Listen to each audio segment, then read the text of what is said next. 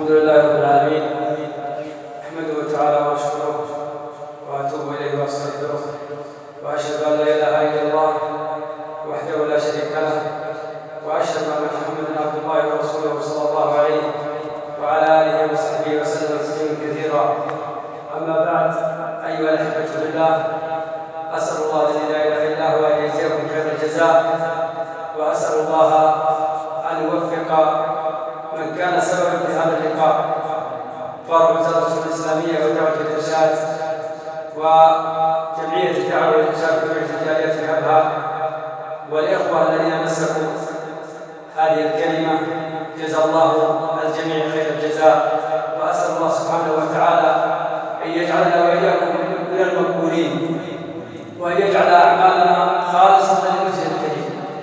ويا أيها الأحبة، ما أجمل أن نجلس في هذه الروضة من رياض الجنة، وقد قال صلى الله عليه وسلم: إذا مررتم برياض الجنة فارتعوا. قالوا: يا رسول الله، وما رياض الجنة؟ قال: حلم الذكر.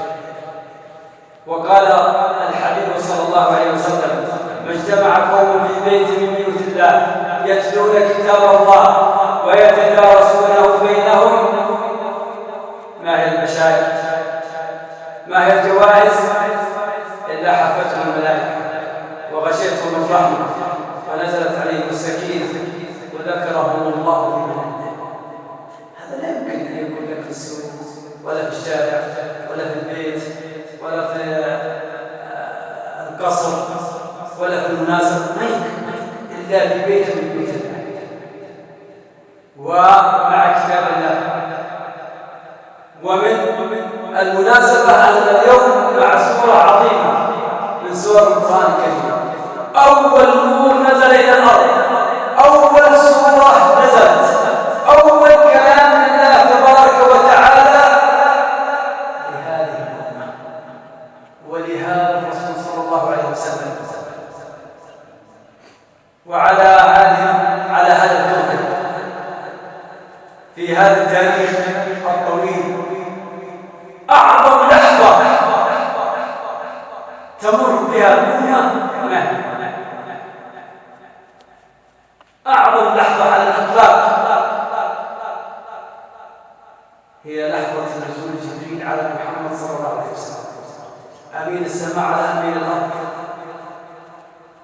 وإنزال هذا الوحي، هذا القرآن، هذا النور. وكذلك أوحينا إليك روحا من أمرنا ما كنت تدري ما الكتاب ولا الإيمان، ولكن جعلناه نورا نهدي به من نشاء من عبادنا وإنك لتهدي إلى صراط مستقيم. إذن هو الروح وهو النور وهو الهداية وهو الطريق المستقيم. هذه السورة تاريخها عظيم، أول سورة نزلت في القرآن، أول كلمة تطرق أذن محمد صلى الله عليه وسلم. تقول عائشة رضي الله عنها وأرضاها، والحديث البخاري ومسلم: كان صلى الله عليه وسلم يخرج إلى أعقاب حراء ويتزوج ويتحنث ليالي، يتعبد، وإذا ما يعرف شيء صلى الله عليه وسلم. الجاهلية عن يمينه وشماله، لكن الله أراد أن يصطفيهم، أن يختار، أن يهبه هذه المنزلة العظيمة. تقول عائشة رضي الله عنها وأرضاها: وبينما هو يتحدث نزل عليه الملك، والنبي صلى الله عليه وسلم يقص هذا الأمر على خديجة رضي الله عنها وأرضاها. وفي الحديث أنه كان أول ما بدأ به صلى الله عليه وسلم الرؤيا الصالحة، فكان لا يرى الرؤيا إلا جاءت كملك الصبح. ثم حبب إليه ماذا؟ الخلق، حبب إليه أن يخدم بنفسه صلى الله عليه وسلم. فنزل جبريل، النبي صلى الله عليه وسلم لا يعلم عليه الصلاة والسلام، رجل لم يصل أو أنه يعني فرق في 40 من عمره صلى الله عليه وسلم. فجاء إليه جبريل فماذا؟ فغطه حتى بلغ منه الجهد، يعني ماذا؟ عصره وضمه، يقول صلى الله عليه وسلم حتى بلغ منه الجهد ثم أرسلني، يعني تركني، ثم قال اقرأ، قلت ما أنا بقارئ، قال فأعاد الثاني فغطني حتى بلغ منه الجهد ثم أرسلني فقال اقرأ، قلت ما أنا بقارئ، لا يقرأ ولا يكتب صلى الله عليه وسلم، أمي صلى الله عليه وسلم. فأخذه الثالثة فغطه حتى بلغ منه الجهد ثم أرسله فقال اقرأ، ما أنا بقارئ، قال اقرأ باسم ربك الذي خلق. الله أكبر، اقرأ باسم ربك الذي خلق. فعاد صلى الله عليه وسلم خائفا تيرت فؤاده ودخل على خديجة زوجته الطاهرة رضي الله عنها وارضاها وقال زملوني زملوني. فماذا قالت ماذا أصابك؟ فقص عليها الأمر. فماذا قالت؟ كلا والله لا يخزيك الله أبدا. الله أكبر. هذا رسول الله صلى الله عليه وسلم قبل النبوة، قبل البعثة، قبل النور، قبل القرآن، رجل صادق أمين نزيه، كل الناس مجمعة على مكانته وصدقه وأمانته. فتقول خديجة كلا والله لا يخزيك الله، لا يمكن أن يأتيك خزي أبدا، إنك لتصل الرحم وتكرم الضيف وتحمل الكلب وتكسب المعدوم وتعين على الموعد. لا إله إلا الله. سيرة صلى الله عليه وسلم لخصتها في هذه الخمس جمل رضي الله عنها وارضاها. من كان هذه صفاته؟ هل يخزى؟ هل يبعد؟ لا والله لا يخزيها الله. ثم ماذا؟ فأخذتها، أخذت من؟ زوجها محمد صلى الله عليه وسلم خديجة، وذهبت به إلى ابن عمها وركب، وكان يكتب العبرية، وكان على دين عيسى وموسى، وكان يكتب العبرية. فجاءت به فقالت يا ابن أخي أو يا ابن عمي اسمع من ابن أخيك. قال ماذا رأيت يا ابن أخي؟ قال رأيت كذا وكذا وكذا وكذا. قال ذاك من موسى على موسى، يعني الوحي، يعني جبريل عليه الصلاة والسلام. ثم قال ماذا قال؟ ليتني أكون فيها جدعا حين يخرجك قومك، فلئن أدركني زمنك لأنصرنك نصرا مؤثرا. وكان قد كبر في السن وقد سقط حبة على عينيه من الحرب. فيقول النبي صلى الله عليه وسلم أو مخرجهم، هل مخرج مخرج هاجر إلى المدينة، أخرجوه من مكة عليه الصلاة والسلام.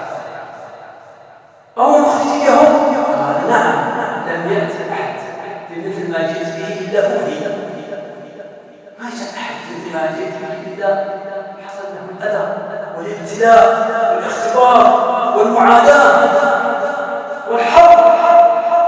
وكأنه يقول النبي صلى الله عليه وسلم أمامك طريق طويل وأمامك معاناة، فلا بد أن تصبر. وكان من الصابرين صلى الله عليه وسلم. هذه قصة بداية الوحي ونزول هذه السورة. اقرأ باسم ربك الذي خلق، خلق الإنسان من علق، اقرأ وربك الأكرم الذي علم بالقلم، علم الإنسان ما لم يعلم. هذه 5 آيات. سورة العلق 19 آية وهي مكية. هذا الذي نزل في البداية. ثم بقية السورة تحكي لنا ماذا؟ موقف أبي جهل من النبي صلى الله عليه وسلم. وكان فرعون هذه أبو جهل وفرعون هذه الذي حارب النبي صلى الله عليه وسلم وشتمه وآذاه وألب عليه، ولكن صبر رسول الله صلى الله عليه وسلم. تعالوا أيها الأحبة لنقف وقفات سريعة أمام هذا الأمر العظيم وأمام هذه اللحظة الهائلة التي غيرت مجرى التاريخ وغيرت مجرى الضمير في النفس وغيرت حياة الناس. اقرأ باسم ربك الذي خلق. وكأن الله يقول للنبي صلى الله عليه وسلم هذه الدعوة قائمة على القراءة، قائمة على العلم. اقرأ باسم ربك تبركا أو ابتدئ بسم الله حينما تقرأ القرآن. هذه من أقوال المفسرين والمعنى الأشمل والأوسع من هذا. فأنت ما تفعل فعلا إلا بسم الله. تدخل المسجد تسمي، تخرج تذكر الله، تخرج من بيتك تسمي، تدخل تسمي، تنام تسمي، تستيقظ تسمي، تدخل دورات المياه كذلك. إذن اسم الله عز وجل معك في كل لحظة من اللحظات. فأنت تذكر الله عز وجل كما قالت عائشة كان يذكر الله صلى الله عليه وسلم على كل أوقاته أو كل أحواله صلى الله عليه وسلم. فكان يقول بسمك اللهم أموت رحيم. كان إذا أخذ قال بسم الله، كان إذا أكل قال بسم الله، إذا شرب بسم الله، في كل أمور. اقرأ باسم ربك الذي خلق. والقراءة هي بداية ماذا؟ العلم. بداية اقرأ باسم ربك الذي خلق. طيب الله سبحانه وتعالى خلق الرازق المدبر، وهذا هو توحيد الربوبية الذي يؤمن به المؤمن. توحيد الربوبية أنك تعلم أن الله هو الذي خلقك رزقك صورك في أحسن صورة. الذي خلق الإنسان من علق. هذا الإنسان الذي يقرأ ويتكلم وربما يتجبر ويتبختر وربما يبقى والعياذ بالله ويفتر ويتكبر، أصله نطفة علقة تتعلق في جدار الرحم. يقرأ باسم ربك الذي خلق الإنسان من علق. هذه العلقة التي هي نطفة ثم علقة ثم مضغة، كما هي المراحل التي ذكرها الله تبارك وتعالى لنمو الجنين في بطن أمه. فهو بداية علقة مضغة عظاما ثم يكسر العظام الأحمر. والله أخرجكم من بطون أمهاتكم لا تعلمون شيئا سبحانه وتعالى. ثم تعلمنا وقرأنا وكتبنا وفهمنا. هكذا سبحان الله خلق الإنسان من علق. وكأن الله يقول الإنسان ترى بدايتك هذه العلقة، فلا تتكبر ولا تتجبر. خلق الإنسان من علق. اقرأ وربك الأكرم. أيضا اقرأ وربك الأكرم الكريم العظيم. أعظم كرامة أعطاها الله وأعظم هبة أن أنزل القرآن على رسول الله صلى الله عليه وسلم، أن أنزل القرآن على هذه الأمة، أن أرسل الله رسوله صلى الله عليه وسلم. إي والله والعياذ هذه أعظم. إن البرية يوم مبعث أحمد نظر الإله لها فبدل حالها، بل كرم الإنسان حين اختار من خير البرية نجمها بيانها. ولبس المرقع وهو قائد أمة جبت الكنوز فكسرت كفاها. فهو رسول الله صلى الله عليه وسلم أعظم رسول لأعظم أمة وبأعظم ماذا؟ كتاب. وبأعظم كتاب. اقرأ ربك الأكرم الذي علم بالقلم. والقلم عن الكتابة. الذي علم بالقلم علم الإنسان ما لم يعلم. والقلم الله تبارك وتعالى أول ما خلق الله القلم فقال له اكتب.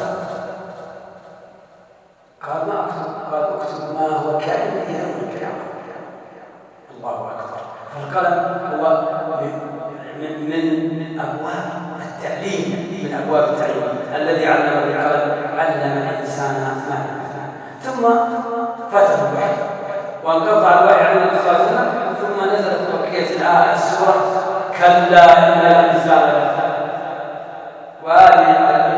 من؟ في أبي جهل عمرو بن هشام أشقى الخليفة والعياذ بالله، الذي ما وفقه الله أن يكون من أهل الإسلام من أهل الإيمان. فآذى النبي صلى الله عليه وسلم: كلا إن الإنسان لا يطغى أن رآه استغنى. يعني تجاه في خير وفي ستر، لكن إذا جاءت الأموال من كل مكان البعض والعياذ بالله طغى وتجبر وتكبر وأسرف وأنفق في غير أبواب الخير، إنما في الشر والعياذ بالله والملاهاة والتكبر والغطرسة، نسأل الله السلامة والعافية. كلا إن الإنسان لا يطغى أن رآه استغنى إن إلى ربك الرجعى. المرجع إلى الله، وسنرجع جميعا إلى الله. وآخر آية نزلت هي آخر آية نزلت في القرآن: يا أيها الذين آمنوا لا، قوله تبارك وتعالى في سورة البقرة: واتقوا يوما ترجعون فيه إلى الله، واتقوا يوما ترجعون فيه إلى الله ثم توفى كل نفس ما كسبت وهم لا يظلمون. هذه آخر آية نزلت في القرآن: واتقوا يوما ترجعون فيه إلى الله. الله أكبر. كلا إن الإنسان لا يطغى أن رآه استغنى إن إلى ربك الرجعى. أرأيت الذي ينهى عبدا إذا صلى؟ من هو هذا؟ أبو جهل. يأتي النبي صلى الله عليه وسلم يقول: على منهك إذا جاء وإذا يصلي عند الكعبة، على منهك عن هذا؟ لأن عدت إلى الصلاة لأطعنا على رقبتك. سبحان الله. لكن الله مع صلى الله عليه وسلم: أرأيت الذي ينهى عبدا إذا صلى؟ أرأيت إن كان على الهدى وأمر التقوى؟ أرأيت إن كان على الهدى وأمر التقوى؟ ألم يعلم بأن الله يرى؟ والله كل الآيات يا إخواني، يعني الوقفة مع الآية تحتاج إلى وقت. ألم يعلم بأن الله يرى؟ يا من يظلم، يا من يسرق، يا من يزني، يا من يقع في المحرمات، ألا تعلم أن الله يرى وهو مطلع عليك؟ يا من يكذب جواله بما حرم الله، ألا تعلم أن الله يراك؟ حتى وإن كنت في غرفتك خاصة، حتى وإن كنت وحدك، لكن الله نسأل الله يعافينا، نسأل الله يسترنا في الدنيا والآخرة وأن يحفظنا بحفظه وأن يتولانا بولايته. رأيت الذي ينهى عبدا إذا صلى، رأيت إن كان على الهدى وأمر التقوى، ورأيت ألم يعلم بأن الله يرى؟ كلا لئن لم ينته لنسفعا بالناصية، ناصية كاذبة خاطئة فليدع ناديه سندع الزبانية. كلا لا تطعه واسجد واقترب. الله تبارك وتعالى هدد أبا جهل: لنسفعا بالناصية، أي لا نأخذنه أخذا جديدا بمقدمة رأسه. وهذا دليل على الإهانة والزجر والعنف مع هذا المتجبر. ناصية كاذبة خاطئة. وحتى العلم اكتشف أن المنطقة التي في الناصية في أعلى الرأس وفي مقدمة الرأس، هذه الناصية هي مجمع ماذا؟ الصدق والكذب. الصدق والكذب.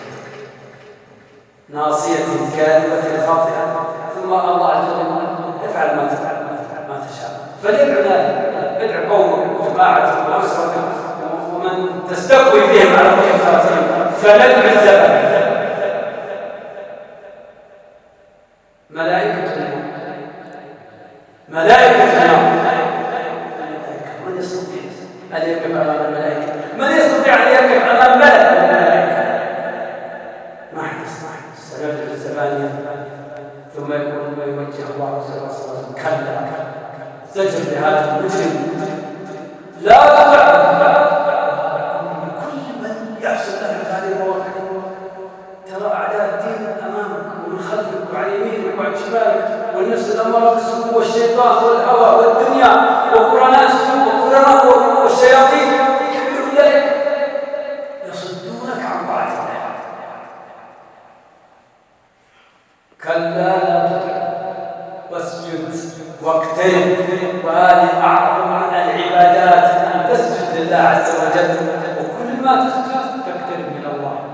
كما أخبر صلى الله عليه وسلم أقرب ما يكون عبد من ربه وهو ماذا؟ وهو ساجد. هذه أقرب ما تكون إذا أردت أن تقترب من الله سجد. وما سجد عبد سجدة إلا رفع الله بها درجة. ويقول صلى الله عليه وسلم أما الركوع فعظموا فيها الرب، وأما السجود فأكثروا فيه من الدعاء. هذه أيها الأحبة وقفات سريعة مع هذه السورة المباركة العظيمة التي بيّنت لنا عظمة هذا القرآن وعظمة هذا الوحي وعظمة هذا الرسول صلى الله عليه وسلم، وكم نحن بحاجة يا أيها الأحبة إلى أن نعود إلى كتاب الله وأن نقرأ كتاب الله بتدبر بتأمل بحضور قلب. والله سيفتح الله عليك ما لا يخطر لك على ذلك ولا يخطر لك بخيال. اي والله ان الله سيفتح عليك، لكن لا نضع المصدات بيننا وبين القرآن، لا نحرم انفسنا هذا النور، نقرأ من كتاب الله، نتأمل نتدبر، ندعو الله ان يفتح على قلوبنا وان يرزقنا القرآن. وكان من دعاء صلى الله عليه وسلم اللهم إني عبدك ابن عبدك ابن أمتك ناصيتي بيدك عدل في قضاءك وأمر في حكمك، أسألك اللهم بكل اسم هو لك سميت به نفسك أو أنزلته في كتابك أو علمته أحدا من خلقك أو استأثرت به بعلم الغيب عندك أن تجعل القرآن العظيم ربيع قلبي ونور صدري وجلاء حزني وذهاب همي وخمري. يحرم لك والله ستعيش سعادة لا يعلم ما يرضى. أسأل الله الذي لا إله إلا هو أن يجعلنا وإياكم من السعداء.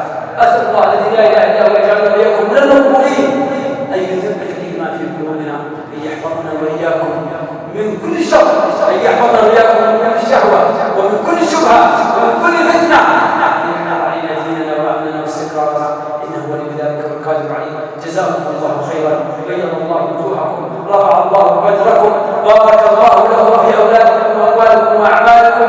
أسأل الله أن يجعلكم من الموفقين في دنياكم وآخرتكم، والله تعالى أعلم. وصلى الله على سيدنا محمد وعلى آله وصحبه أجمعين.